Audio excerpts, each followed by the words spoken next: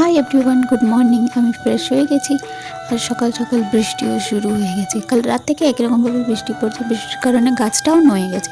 তারপরে একটু পরে মধু এসেছিলো আমাদের বাড়ি, এসে আমার সাথে বদমাশি করতে শুরু করেছে। এই দেখো আমার চুল নিয়েও খেলা করছে।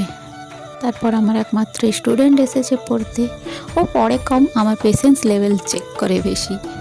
তারপর বৃষ্টি ছাড়ার পর আমি স্নান করে রেডি হয়ে গেছি। তারপর ভাবলাম একটু সেলাইয়ের কাজই করে নিই, যেগুলো বাকি আছে। আমি একটা গ্রাউন্ড বানিয়েছিলাম, ওইটার কাপড় কিছুটা বেঁচেছিল, তো ভাবলাম ফেলে না দিয়ে কিছু একটা বানিয়ে ফেলি। তো আমি এখানে সেলাই করছি কুর্তি। তো ফার্স্ট টাইম তো নতুন নতুন শিখেছি, তো অতটা ভালো হচ্ছে না, চেষ্টা করছি নিজের মতো করে। তারপরে বিকালে একটু ম্যাগি খেয়ে বার হয়েছিলাম বাইরের দিকে ঘুরতে। সন্ধ্যা হয়ে গেছিলো, এখানে সন্ধ্যা হয়ে গেছে, তাই গরুগুলো নিজের বাড়ি ফিরছে।